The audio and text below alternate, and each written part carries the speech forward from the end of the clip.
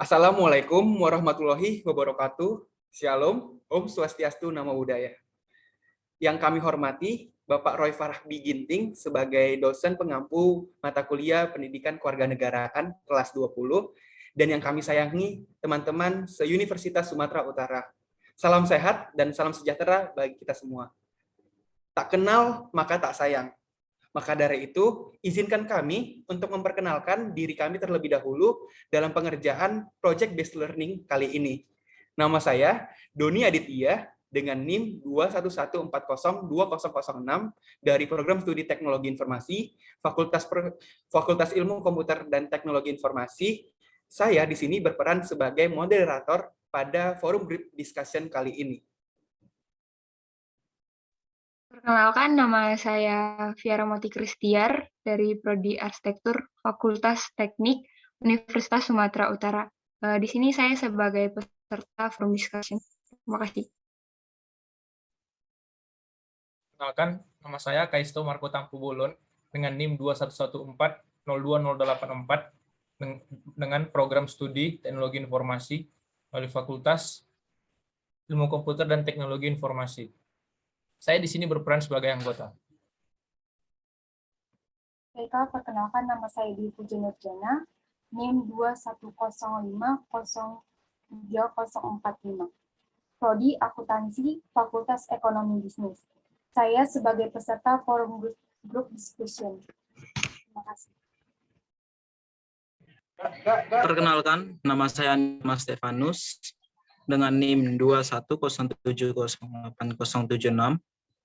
Saya berasal dari program studi sastra Jepang, Fakultas Ilmu Budaya.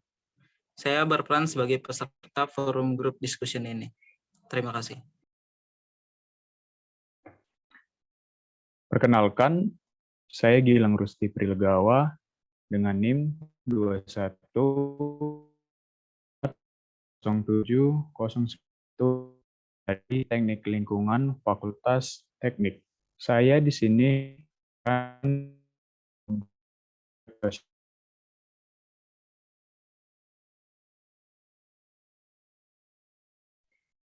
Nama saya Davina Faiza Dewantarigan dengan NIM 210504019 dari Prodi Kewirausahaan Fakultas Ekonomi dan Bisnis. Saya di sini sebagai peserta forum discussion. Perkenalkan, nama saya Raisa Putri Kayana dengan NIM 210404048 dari Prodi Teknik Sipil Fakultas Teknik. Saya di sini sebagai anggota forum group discussion.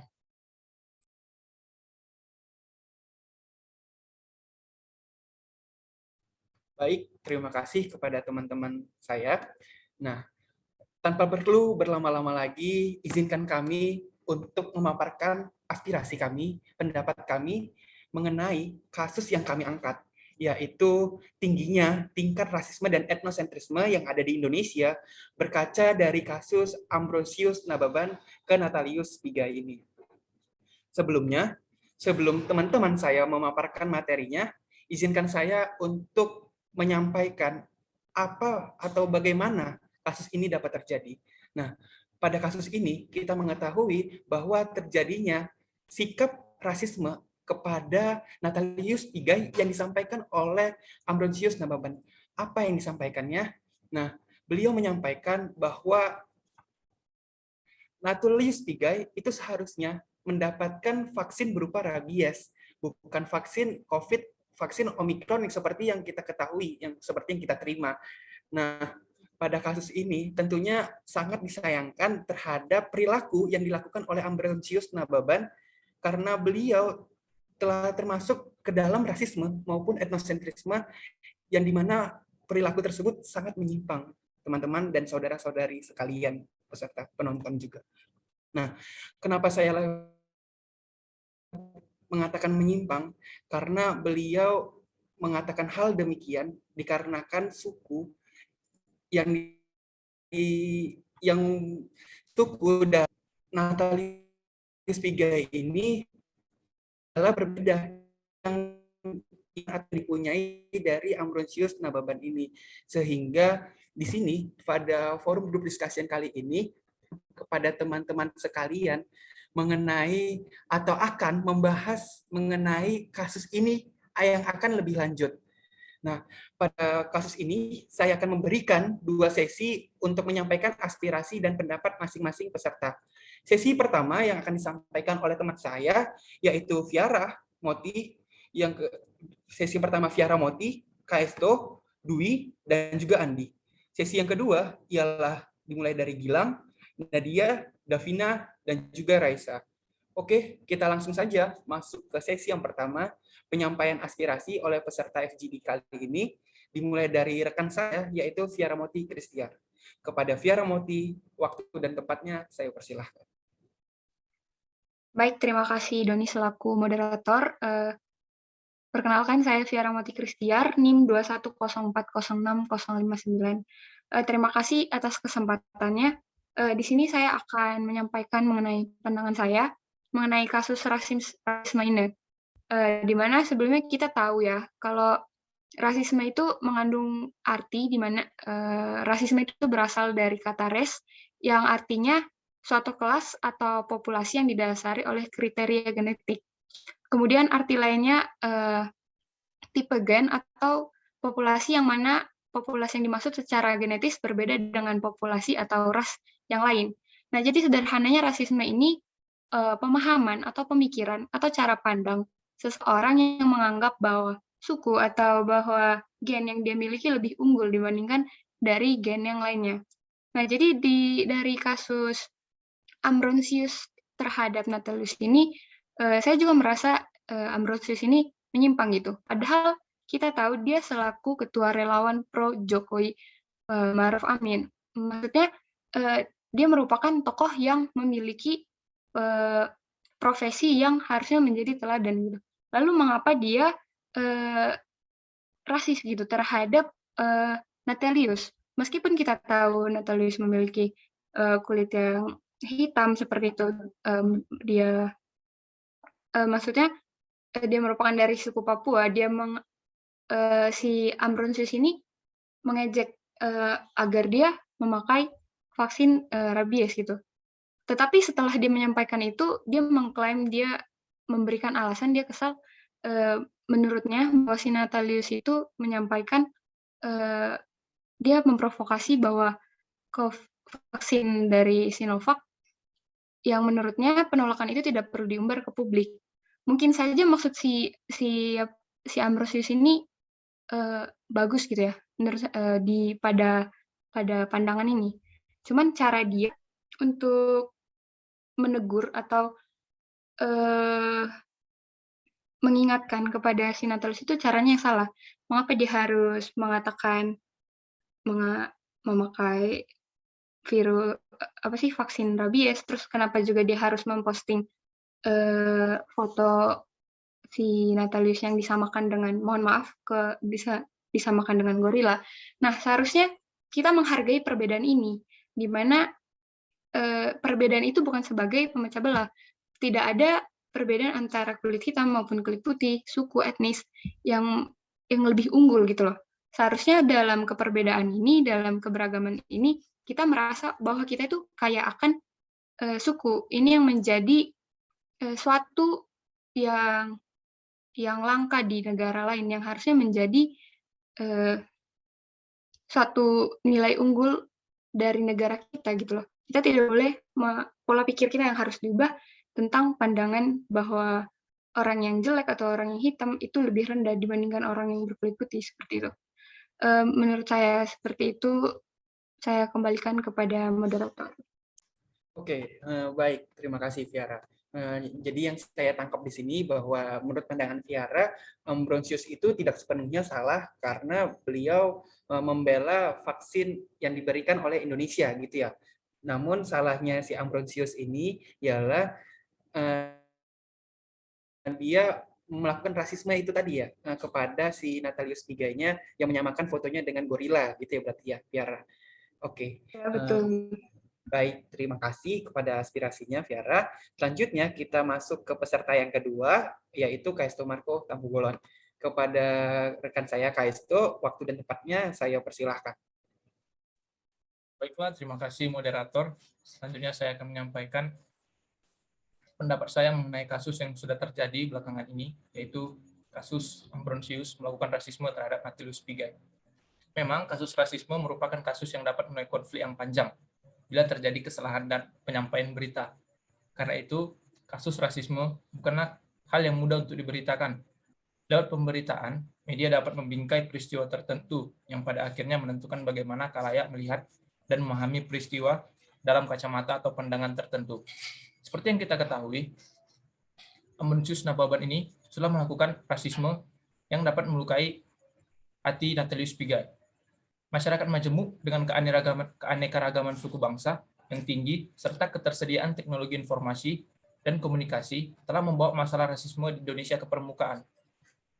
Ambrosius Nababan melakukan rasisme terhadap Nathilius Pigai selaku masyarakat Papua telah melukai hati masyarakat Papua yang mana masyarakat Papua tersebut adalah mayoritas kulit hitam.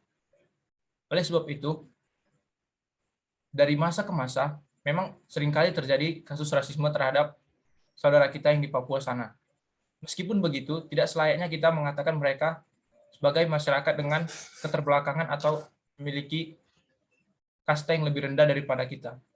Apa yang dilakukan oleh Ambrosius Nababan tidak sepantasnya dicontoh oleh masyarakat ramai. Oleh karena itu, kita sebagai generasi muda harus menghilangkan atau menghapuskan sikap-sikap rasisme tersebut. Karena itu dapat merusak atau memecah belah persatuan bangsa. Demikian saja yang bisa saya sampaikan. Saya kembalikan kepada moderator. Baik, terima kasih kepada rekan saya, Kaisto. Yang saya tangkap di sini kembali, menurut aspirasi Kaisto, pembenaran dari kasus rasisme ini sama sekali tidak ada. Begitu bukan, Kaisto? Melainkan Ya, betul. Ya, melainkan rasisme ini tentunya sangat disayangkan gitu ya, karena melakukan tindakan hal yang tidak terpuji gitu ya, berarti Kaisto. Oke. Ya, betul. Terima kasih kepada Kaisto atas aspirasinya. Selanjutnya ialah peserta FGD yang ketiga, yaitu kepada Dwi Puja Nurzana. Kepada rekan saya Dwi, waktu dan tempat saya persilahkan. Baik, terima kasih. Perkenalkan, nama saya Dwi Puja Nurzana. Saya akan menyampaikan pendapat saya tentang Ambrosius Nababan, rasisme terhadap Nathilius Pigai. Nah, adanya perilaku rasisme terhadap orang Papua di Indonesia juga dapat kita lihat pada media massa di Indonesia.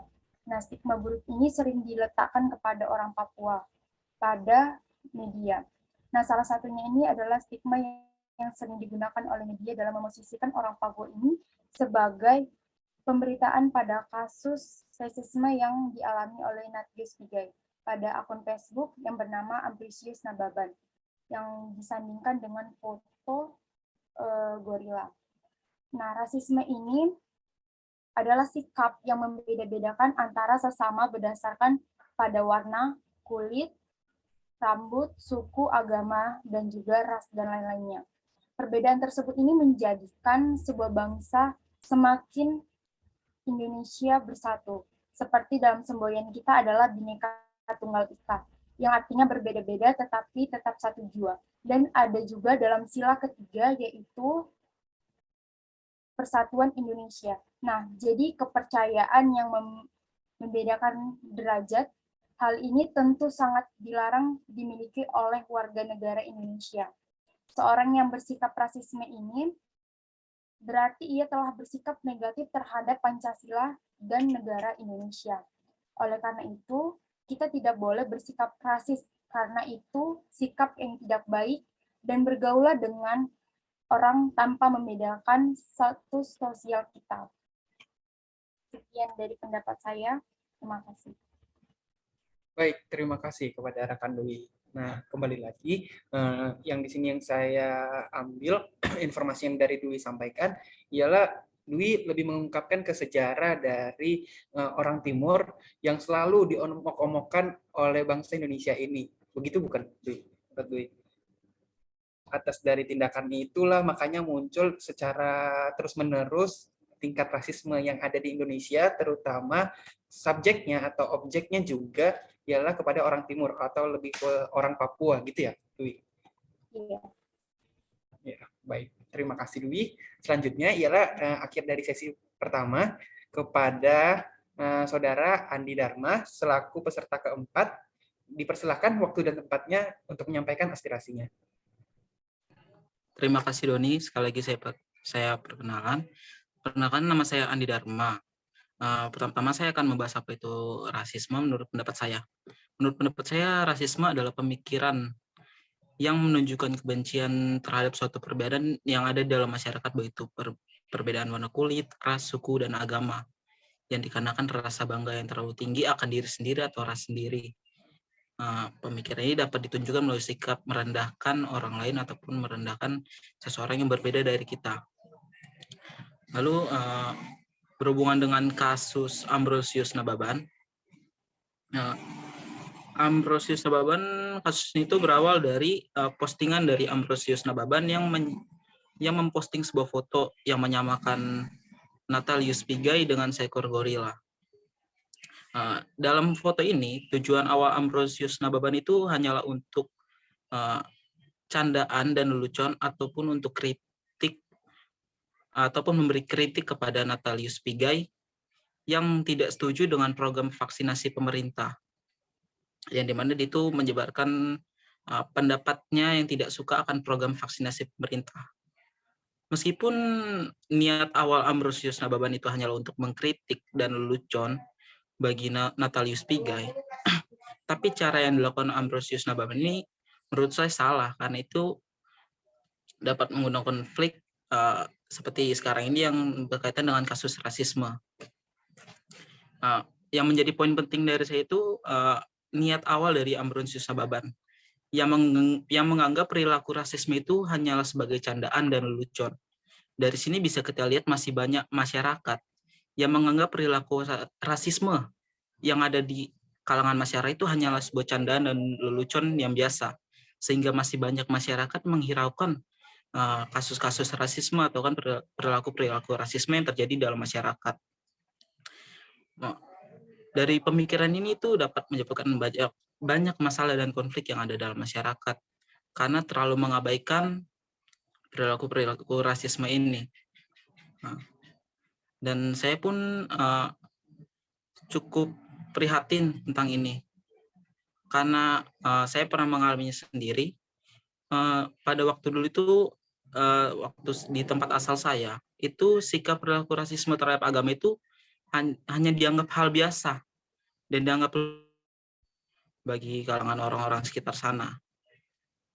Dan ini pun jika didalami lagi, mungkin masih banyak orang-orang di Indonesia yang menganggap rasisme itu hanya sebuah candaan dan lelucon. Maka dari itu kita terus menyadarkan masyarakat apa sih itu rasisme dan apa dampak buruknya rasisme bagi masyarakat. Sekian pendapat dari saya, terima kasih. Baik, terima kasih rekan Andi. Penyampaian aspirasi yang sangat bagus menurut saya. Berarti yang saya rangkum ialah Andi menyampaikan bahwa rasisme ini bukan hanya lelucon semata gitu ya. Karena rasisme ini sangat berdampak dan bahkan Andi berkata sendiri bahwa rasisme ini pernah jatuh ke lingkungan Andi sendiri gitu ya. Berarti pernah sampai ke lingkungan Andi sendiri dan itu sangat disayangkan dan kita berarti harus mengetahui dari apa penyebab dari rasisme ini.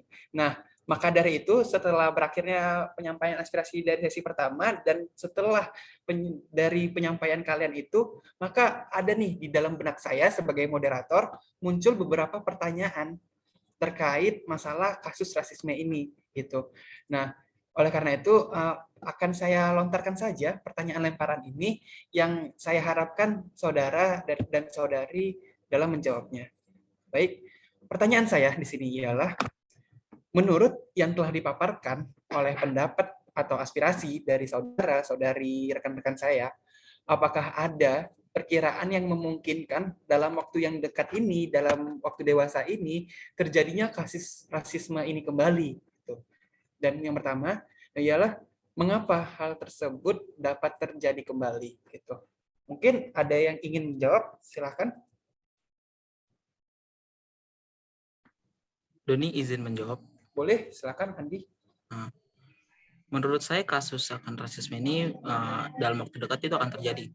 Bahkan baru-baru ini saja ada kejadian kasus rasisme yang terjadi. Contohnya itu kasus yang saya ambil itu pada pertandingan internasional Youth Championship, itu pertandingan sepak bola anak muda yang diadakan di Jakarta. Itu ada salah satu pengunjung yang berteriak kepada para pemain itu yang mengandung kata-kata rasisme yang ditujukan kepada para pemain. Yang itu tuh saya lihat itu tuh sangat menghiraukan ya, dan itu sangat mengganggu gitu ya. Sangat mengganggu karena yang korban dari rasisme ini itu adalah pemain dari luar negeri yang bisa bilang itu tamu dari negara kita yang datang ke Indonesia untuk melakukan pertandingan itu, dan diperlakukan dengan buruk oleh warga negara kita sendiri dengan cara melakukan ejek-ejekan dari bangku penonton kepada para pemain itu. Menurut saya hal ini itu dapat terjadi itu ada dua faktor. Yang pertama itu kurangnya kesadaran masyarakat terhadap tindakan rasisme. Seperti yang saya bilang tadi itu, masih banyak masyarakat yang menganggap tindakan rasisme itu hanyalah tindakan yang biasa dan lelucon ataupun candaan. Sehingga masih banyak orang-orang yang menghiraukan tindakan-tindakan ini ataupun mengabaikannya juga. Maka dari itu kita tuh harus meningkatkan kesadaran masyarakat sendiri akan rasisme ini. Yang kedua itu bisa saja dari pengaruh lingkungan. Hal ini pernah saya alami langsung seperti yang saya ceritakan tadi.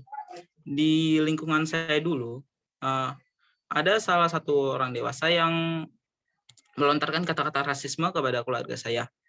Lalu anak-anak di sekitar itu mulai mengikuti orang-orang itu dengan cara melontarkan kata-kata rasisme secara frontal. Mereka menganggap kata-kata itu hanya biasa dan ejekan saja. Meskipun kata-kata itu dapat menyakiti hati dari saya dan keluarga saya. Maka dari itu lingkungan itu sangat berpengaruh langsung terhadap kasus-kasus rasisme yang ada, karena itu membentuk mental orang-orang yang menganggap rasisme itu hanyalah tindakan biasa. Karena itu kita itu harus menciptakan lingkungan yang sehat untuk generasi-generasi selanjutnya. Kemudian hal-hal seperti itu pun tidak akan terjadi lagi di masa yang akan datang. Sekian jawaban dari saya. Terima kasih. Oke, terima kasih kepada rekan Andi. Saya terima jawabannya dengan baik. Berarti menurut Andi ialah terdapat dua faktor yang menyebabkan kasus rasisme ini, dari diri sendiri dan juga dari lingkungan sekitar. Nah, jika menurut Andi terdapat dua faktor, maka saya ingin bertanya nih kepada saudara Kaisto Marco, penyebab utama dari rasisme ini menurut pandangan Anda itu bagaimana, Kaisto? Baiklah, sebenarnya ada banyak ya kalau misalnya kita melihat dewasa ini. Cuman saya akan merangkumnya menjadi beberapa poin mungkin. Yang pertama itu munculnya rasa tidak aman.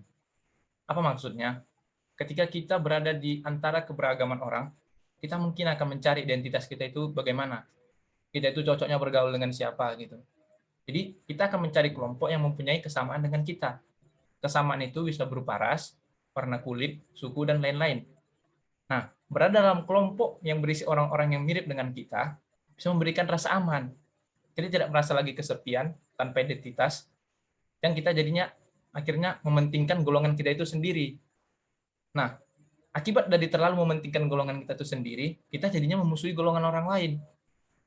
Kita menganggap golongan kita itu yang paling benar. Nah, akibatnya kita melakukan rasisme tersebut.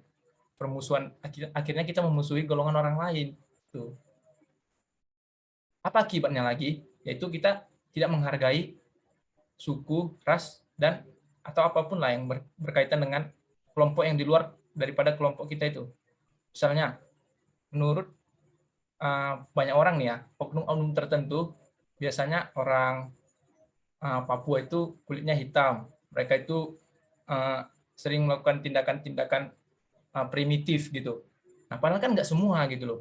Kita ada memikirkan stereotip-stereotip yang tidak benar gitu. Akibatnya kita menyamakan bahwa semua orang Papua itu seperti itu. Itu faktor-faktor penyebab utamanya. Kita menganggap bahwa satu suku tertentu itu keseluruhan pasti begitu. Nah, akibatnya kita melampiaskannya pada golongan lain. Inilah tahap terakhir daripada yang paling berbahaya daripada rasisme. emosi terpendam yang terdapat dari diri kita itu kemudian kita lampiaskan pada golongan orang lain. Yang ini dapat menimbulkan perpecahan antara suku-suku bangsa. Ini yang harus disegah.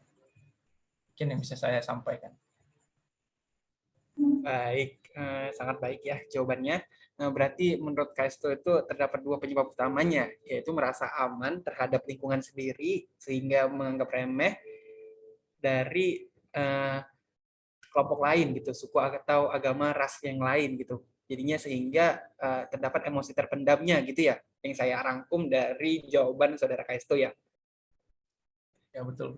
Oh baik, terima kasih jawabannya. Nah selanjutnya ialah pertanyaan mengenai terkait pertanyaan yang pertama tadi juga, lalu pertanyaan lanjutannya ialah apakah rasisme yang telah disampaikan penyebabnya tadi dan faktornya yang telah disampaikan oleh rekan Kaisto dan juga rekan Andi, itu apakah telah ada sejak zaman Orde Lama ataupun Orde Baru? Apakah ada di antara saudari-saudara yang ingin menjawabnya? Saya Dipija akan menjawab pertanyaan. Boleh, silahkan Adinda Dwi.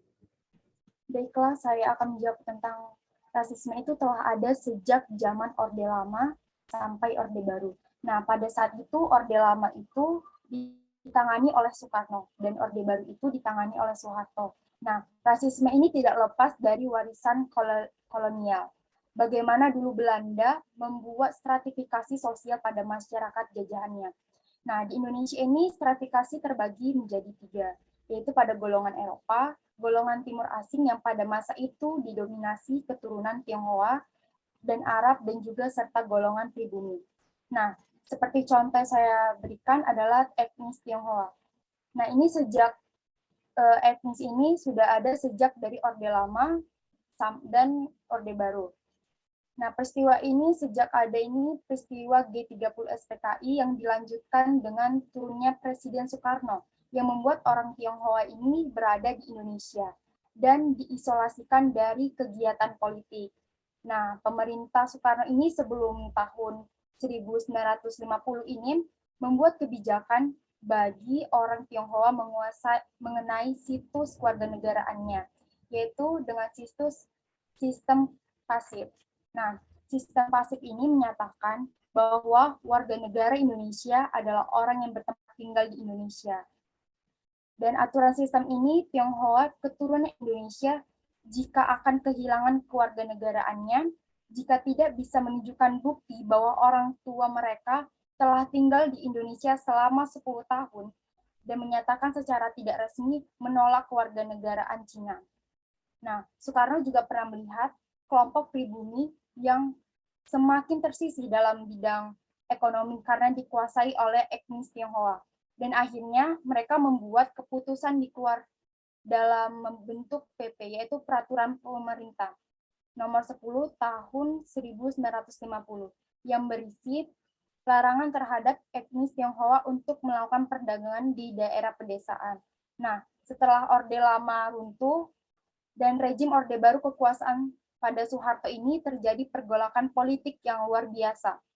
Pada kebersamaan dengan perubahan politik itu, rejim Orde Baru melarang segala sesuatu yang berbau Cina, segala kegiatan agama, kepercayaan, dan adat istiadat Cina.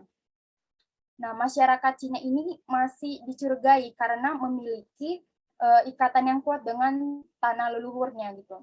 Dan rasa nasionalismenya itu mereka masih diragukan oleh Indonesia.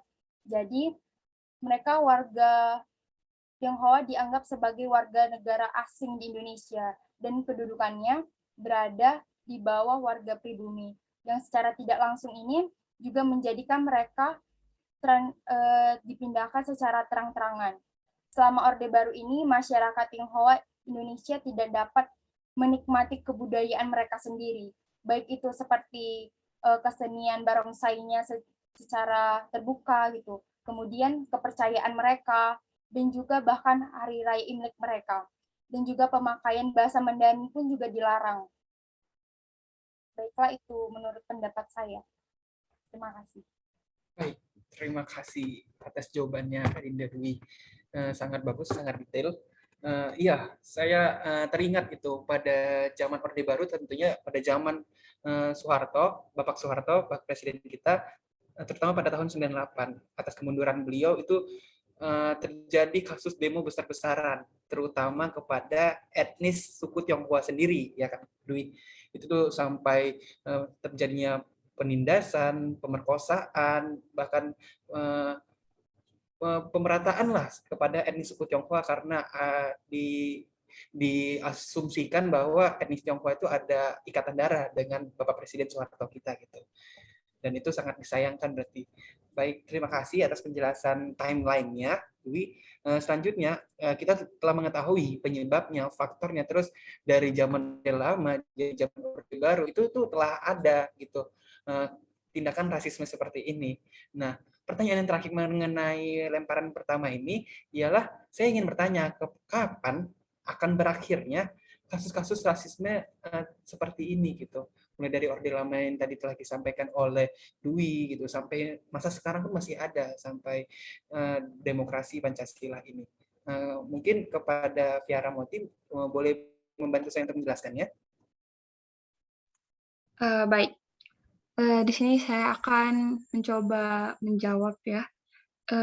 Menurut pandangan saya, kapan akan berakhirnya kasus rasisme ini tidak bisa kita tentukan gitu.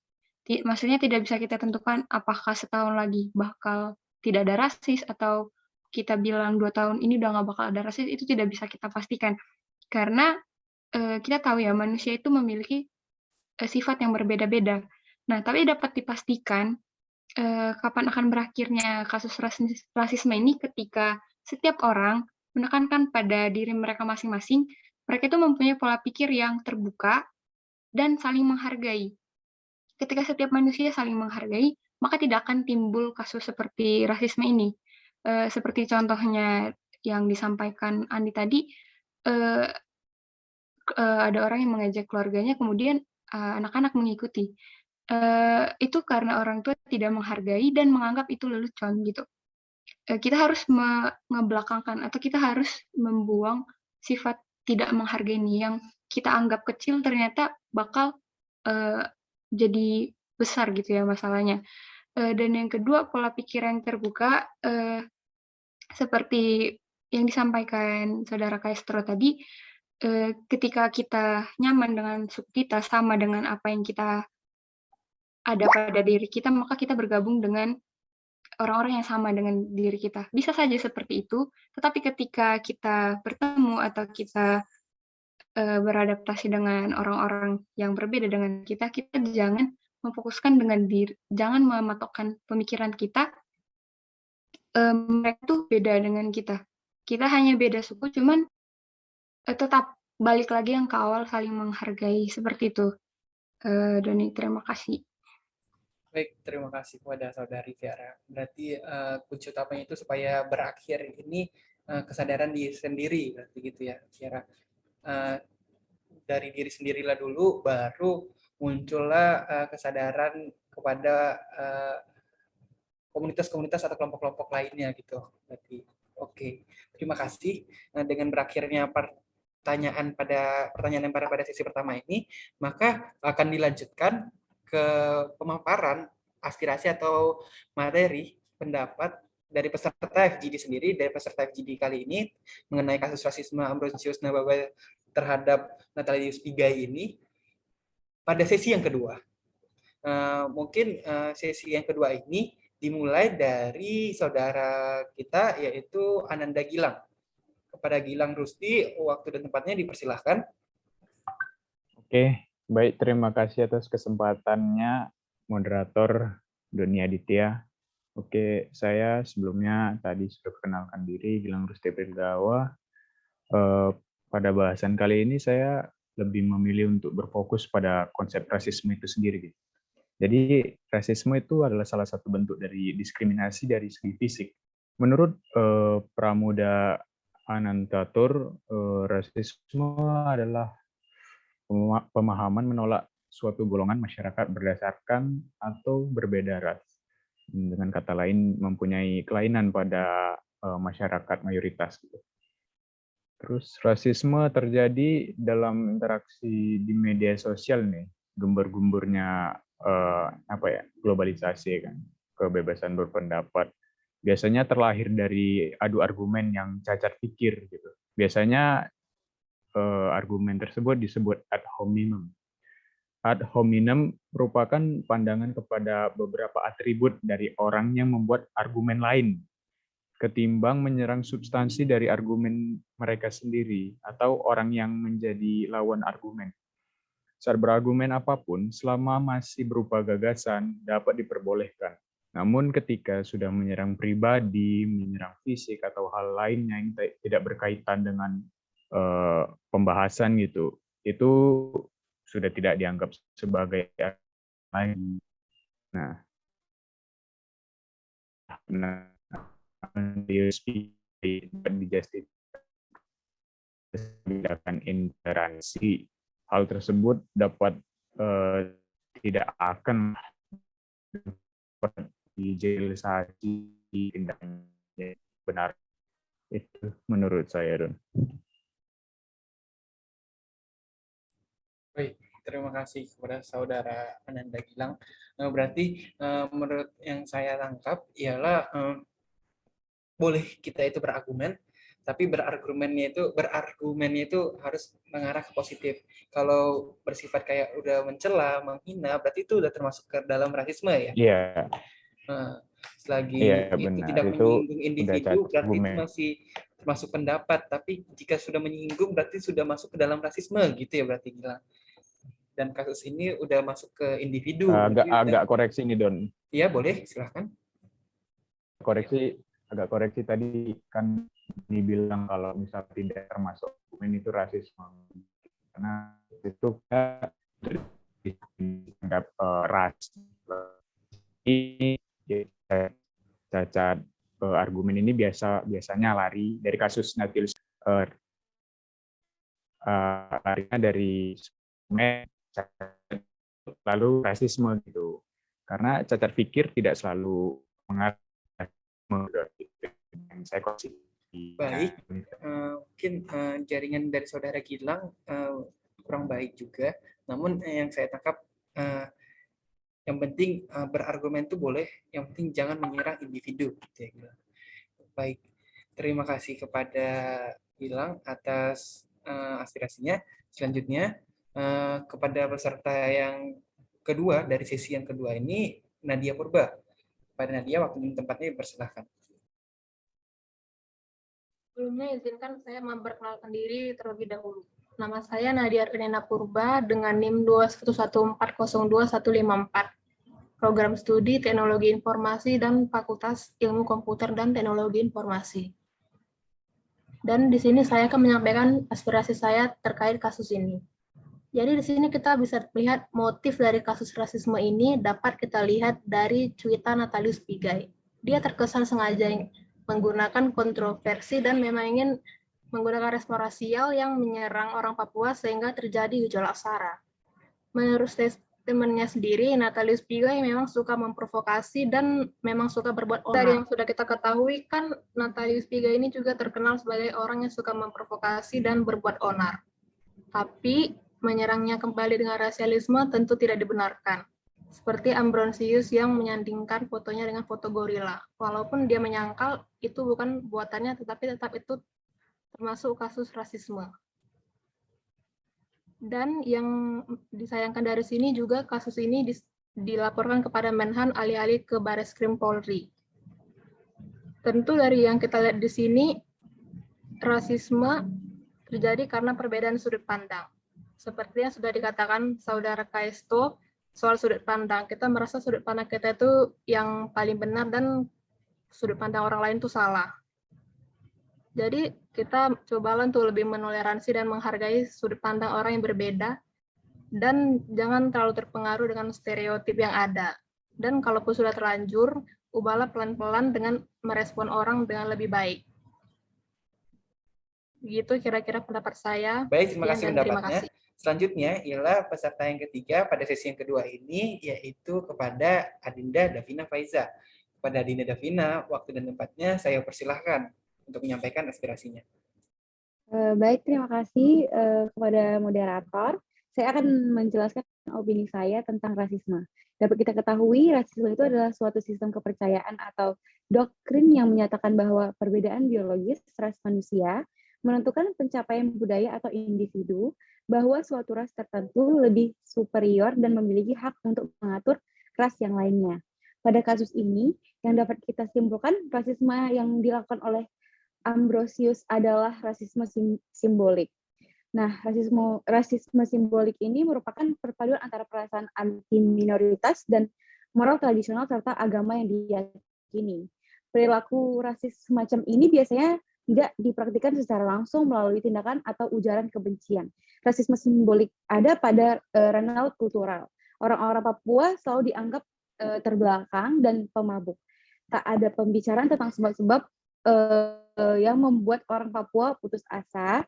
Tak ada pembicaraan soal bagaimana negara ini, benda asing yang disodorkan secara paksa kepada mereka, lalu hanya bisa berjaya melalui kepemisikan orang Papua. Kemudian perampasan tanah, penggusuran lapak, serta gelombang pendatang yang kian besar. Yang paling buruk dari semuanya yaitu mereka habis-habisan melucuti kemanusiaan orang Papua.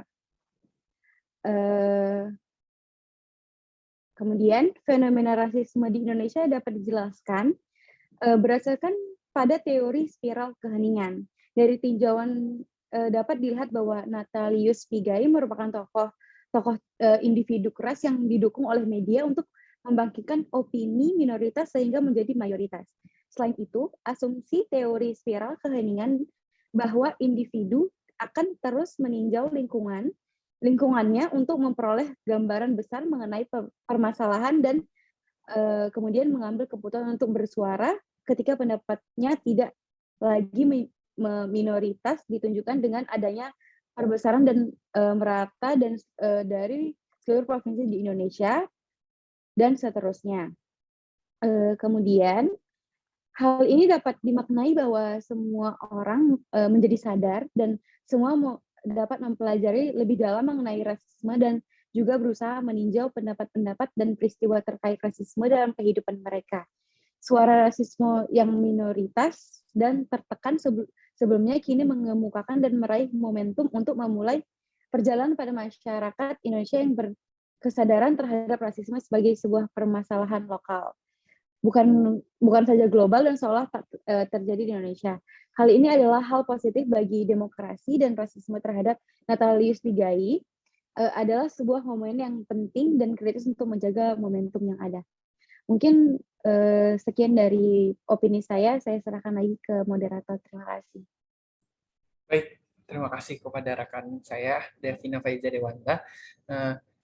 Jadi yang saya raih dalam pendapatnya ialah bahwa orang Papua ini selalu dipandang buruk ranahnya, selalu dijelek-jelek sebagai pemabuk, sebagai kulit hitam. Padahal di lain sisinya, di hal positifnya yang tidak terlalu sering kita lihat, seperti cara berpakaiannya yang indah, terdapat berbagai pandangan positif lainnya gitu, yang mengarah lebih bagus daripada dampak atau pandangan negatifnya gitu. Begitu ya, Davina? Iya, benar. Oke. Baik, terima kasih. Ya, selanjutnya pematerian terakhir, penyampaian aspirasi yang terakhir, yaitu kepada Adinda dari rekan saya, yaitu Adinda Raisa Putri Kayana. Kepada Adinda Raisa, silakan untuk penyampaian materinya. Baik, terima kasih kepada moderator atas waktu yang telah dipersembahkan. Seperti yang kita ketahui dalam kasus rasialisme yang terjadi terhadap Natalius Pigai yang diberikan oleh Ambrosius Nababan, itu merupakan salah satu penyimpangan akibat Ambrosius yang merasa geram karena opini dari Natalius yang menyatakan dia kurang setuju bahwa vaksin COVID-19 yaitu vaksin Sinovac tidak baik, sehingga menggiring opini orang, sehingga banyak orang yang tidak ingin mendapatkan dosis vaksinnya masing-masing. Nah, di sini termasuk kasus rasialisme mungkin karena Natalius sendiri merupakan suku Papua ya, seperti yang kita ketahui Indonesia ini merupakan terdiri dari berbagai macam suku. Seharusnya kita lebih bisa menghargai perbedaan suku yang ada di Indonesia dengan tidak melakukan rasialisme ini, walaupun sebenarnya mungkin tujuannya hanya untuk mengkritik mengapa Natalius harus memberikan opini dan menggiring opini agar orang tidak ingin mendapatkan dosis vaksinnya. Mungkin di sini maksud dari Ambrosius adalah dia menyayangkan kenapa kalau misalkan orang nggak mendapatkan dosis vaksinnya itu kan mungkin lebih kasus COVID semakin naik sehingga kita makin lama ya untuk pulih dari kasus COVID-19. Nah, cara penyampaiannya itu salah karena dia melakukannya dengan mengunggah foto kolase seolah-olah membandingkan foto Natalius di samping dengan foto gorila.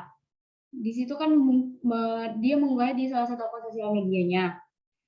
Dan latar belakang Ambrosius ini dia karirnya juga terbilang cukup bagus ya, karena pernah menjabat sebagai ketua DPC Soksi di Medan dan sebagai ketua umum DPP. Hal ini sangat disayangkan karena seharusnya sebagai pemuka publik lebih dapat memilih dan dalam bertutur kata itu harus lebih bagus seharusnya. Kasus ini sendiri tergolong rasisme sistemik yang melibatkan institusi atau entitas berwenang.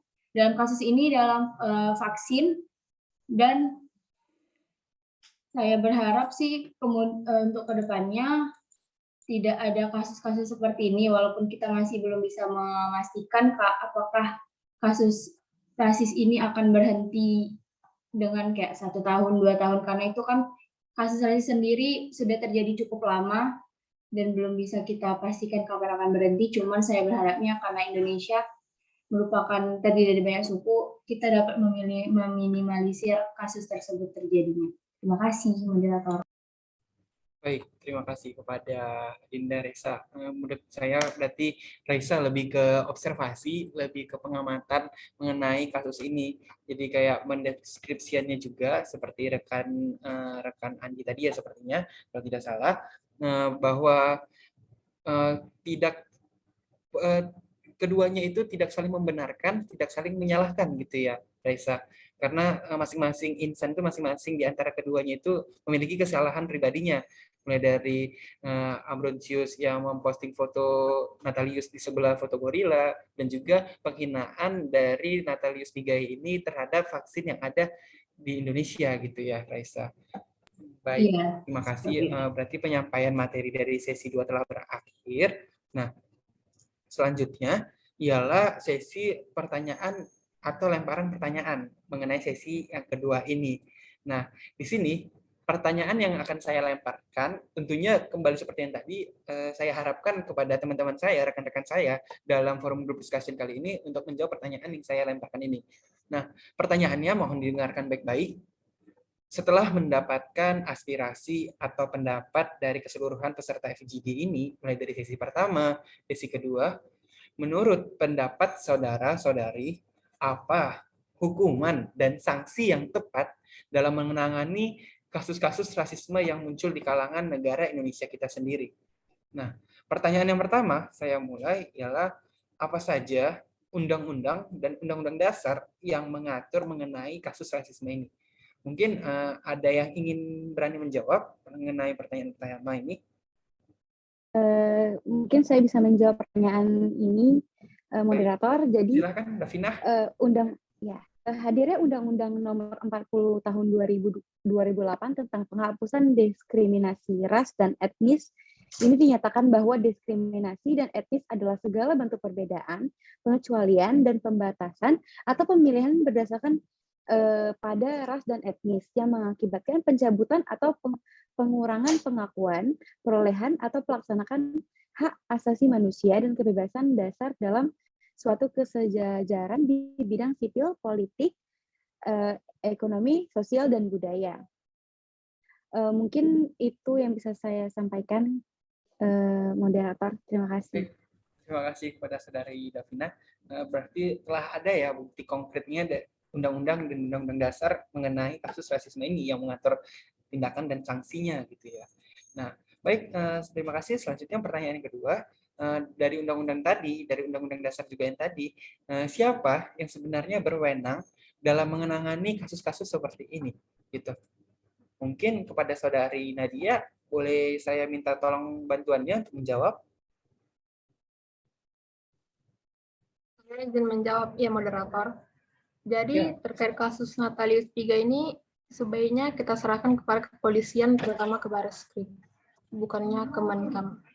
Jadi masyarakat sebaiknya tidak main hakim sendiri karena itu bisa melanggar pidana. Jadi kalaupun ingin menyampaikan aspirasi atau pendapat terkait kasus ini, bisa membicarakannya ke pemimpin setempat atau ke kepolisian setempat. Sekian jawaban saya, terima kasih. Oke, baik. Pada saudara Nadia, berarti tidak boleh main hakim sendiri gitu ya. Karena kalau kita main hakim sendiri, itu tuh nanti urusannya bakal lebih panjang gitu ya kan. Berarti kita hanya perlu melaporkannya kepada kepolisian, dan juga nanti kepolisiannya bakal mengajukannya ke Kejaksaan Negeri gitu ya, ke Kejagri. Nah, berarti jawabannya sudah tepat ya Nadia. Selanjutnya, pertanyaan yang ketiga ialah apa yang dapat dilakukan, apa atau tindakan yang dapat dilakukan oleh Presiden dalam meminimalisir tindakan-tindakan rasisme seperti ini? Ada yang bisa bantu saya menjawab? Oke, aku aja, Don. Boleh, Gilang, silakan. Oke, baik. Jadi Presiden itu memiliki wewenang sebagai kepala negara dapat memberi pernyataan berupa himbauan kepada publik. Himbauan tersebut dapat berupa rasisme adalah tindakan yang tercela yang tidak dapat diterima. Lalu hal ini bisa menjadi influence pada masyarakat berpikir gitu, bagaimana social tax itu bisa terjadi. Namun ini agak melenceng dari pertanyaannya sih memang. Tapi sebenarnya Presiden tidak akan dapat berbuat banyak terhadap kasus ini gitu hingga tahap substansial gitu. Karena perlu adanya kepahaman dari tiap individu gitu. Harus ditekankan bahwa tindakan rasisme tidak hanya diajarkan pada tingkat akademik gitu. Orang yang memiliki kepahaman gitu, orang-orang lingkungan sekitar seperti orang tua, sanak saudara gitu, sebenarnya harus juga memiliki kepemahaman terhadap rasisme ini dan bahayanya. Dan itu diberi pahaman gitu bahwa jika terjadi suatu tindakan rasisme, orang yang belum tahu terhadap rasisme itu tidak akan mengetahui apa tindakannya ini salah atau benar gitu. Jadi itulah perlunya penyuluhan dari pahaman dari orang yang sudah paham gitu. Jadi dengan hal tersebut rantai kebencian dari rasisme dapat berkurang gitu, walaupun nilainya tidak sampai mutlak. Itu dan. Oke, terima kasih Gilang. Berarti Presiden di sini hanya menyampaikan beberapa saran atau arahan gitu ya Gilang kepada masyarakat tentunya. Namun kembali lagi kepada diri sendiri gitu, kepada diri sendiri maupun lingkungan sekitar, kepada para orang tua, guru gitu ya berarti Gilang, masyarakat untuk menanamkan rasa peduli gitu ya, menanam rasa toleransi gitu ya kepada sesama masyarakat walaupun berbeda suku, golongan, rasnya gitu ya. Iya. Oke, terima kasih Gilang. Selanjutnya ialah pertanyaan terakhir, ialah apakah sangat diperlukan sampai ke tingkat hukuman mati pada kasus rasisme seperti ini? Ada yang ingin Rani menjawab? Baik, saya izin menjawab moderator. Boleh, Raisa, dipersilakan. Baik, terima kasih atas pertanyaannya. Menurut saya sendiri, kasus rasialisme ini tidak perlu sampai dihukum mati. Akan tetapi, kita perlu memberikan efek jera yang tegas terhadap pelaku rasialisme ini. Karena di era sekarang yang serba apa-apa itu serba cepat dan melalui internet, seolah-olah kita lebih diberi ruang untuk menyebarkan konten-konten sara dan rasialisme melalui akun-akun sosial media. Nah, hal ini juga merupakan hampir sama pentingnya seperti kasus korupsi ya, karena perlu diberantas sampai akhir. Karena ini kan dapat menyerang banyak orang juga, walaupun mungkin hanya beberapa orang yang hanya oknum-oknum tertentu yang menunjukkannya kepada golongan tertentu dan sebagainya, tapi kan itu bisa kalau dari sosial media bisa memicu dari banyak pihak, sehingga memang perlu diberikan sanksi yang tegas agar para pelaku kejahatan SARA dan rasialisme ini jerak. Terima kasih. Baik, berarti tidak diperlukannya kasus hukuman mati gitu ya, Reza. Yang penting ya sedikit tambahan dari saya, memang tidak perlu sampai ke hukuman mati sampai supaya jerah kepada pelakunya gitu. Tapi ya benar yang disampaikan oleh Reza, harus diberi sanksi, harus tetap diberi sanksi, dan jangan hanya ucapan permohonan maaf saja di depan publik, ya kan, benar kan teman-teman? Karena jika permohonan maaf saja itu menurut saya tidak jera dan hukumnya sangat kurang gitu, sangat kurang kena dan bakal terulang lagi gitu kan. Minimal yang saya harapkan sendiri terkait kasus rasisme ini seperti tindakan penjara atau denda yang mungkin dapat meminimalisir ya, gitu ya teman-teman, terutama dari Reza. Oke, baik, terima kasih. Dengan berakhirnya pertanyaan dari sesi pertama dan sesi kedua tadi, maka berakhirlah mengenai forum grup diskusi mengenai kasus ini. Namun sebelum saya mengakhiri, mungkin dari teman-teman ada yang ingin diinterupsi atau mengasih kritik saran mengenai kasus ini, tambahan atau bagaimana?